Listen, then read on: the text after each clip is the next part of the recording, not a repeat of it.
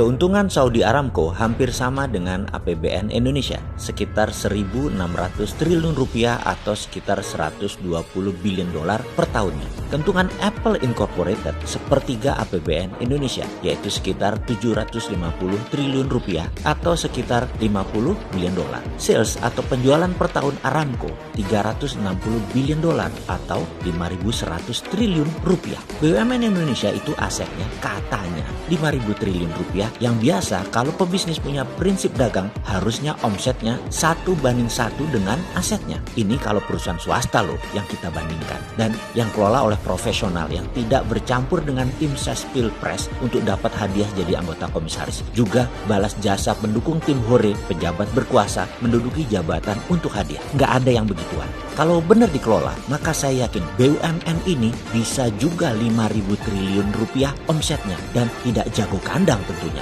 merambah ke luar negeri. Saat ini, cara pengelolaan BUMN ini agak lucu. Masa BUMN lihat rakyat Indonesia sebagai pasar? Ya geblek aja kalau begitu. Rakyat Indonesia itu aset, bos. Yang namanya pasar itu di luar negeri. Bisa nggak mikirnya kayak gitu? Bisa nggak mindsetnya seperti itu? Rakyat aset, bukan market. Jangan menjual produk BUMN ke rakyat dengan harga mahal. Jangan paksa rakyat dengan produk BUMN yang tidak ada pilihan. Jangan buat rakyat bergantung kepada BUMN. Jangan buat BUMN ambil sisi hulu yang membuat UKM ditekan atau tertekan di sisi hilir. Buat apa ada BUMN kalau kayak begitu? Inilah salah kaprahnya pengelola BUMN di bawah kementerian yang sangat manja dengan regulasi-regulasi yang melindungi mereka dan dana APBN. Sudah kayak begitu, nggak bisa 1:1 lagi asetnya dengan salesnya. Apa itu maksudnya 1:1? Ini harus diterangkan karena mungkin sahabat sudah tahu, tapi buzzer nggak paham. Ini yang harus dijelaskan biar buzzernya pinter sedikit, komennya jadi bermutu. Sederhananya begini, kalau kita pebisnis, aset kita yaitu modal plus alat usaha dan lain sebagainya, katakanlah 500 juta. Kita punya penggilingan padi.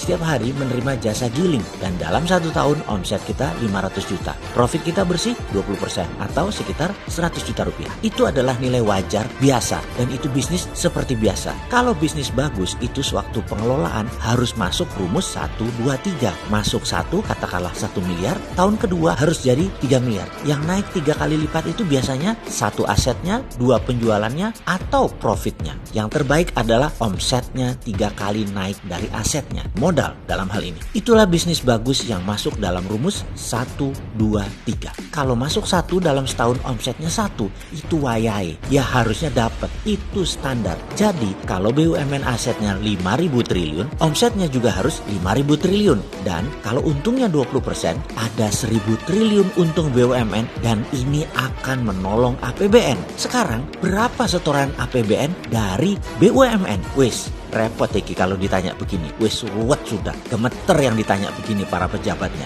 Kalau punya hati sih, wis kelihatan sudah asli nih. Jadi bagaimana ke depan ini BUMN? Mana nih sudah setahun jabat, sudah berapa banyak setoran APBN ke BUMN? Loh, kok APBN setor ke BUMN ya? Bukan harusnya sebaliknya, BUMN setor APBN. Kok masih netek sih? Kok bukannya nyetor malah minta disetor? Kok enak ya? Maaf nih bro, namanya pelayan publik pejabat itu ya. Jadi wajar kalau ada yang nanya. Bukan oposisi loh ya, maklum fans dirimu apa juga yang kamu perbuat itu bilangnya bagus. Kalau kita kan netral, Anda ya harus melayani sisi liar dari harapan publik lainnya yang bayar pajak, minta performa Anda. Mangkel loh yang bayar pajak lihat APBN tidak perform, APBN malah buat nyetor BUMN yang nggak perform. Kalau nggak perform ya kita ingetin, kalau mau tahu caranya bisa meningkatkan omset dan profit BUMN ya mbok kabar-kabaran, nanti kita kasih tahu, kita tolong. Tapi tutup dulu 500 BUMN anak dan cucunya dulu. Nanti enak deh kita ngomong. Menutup itu bikin efisien biaya loh bos. Walau tim hore yang nggak bisa kerja banyak kecewa.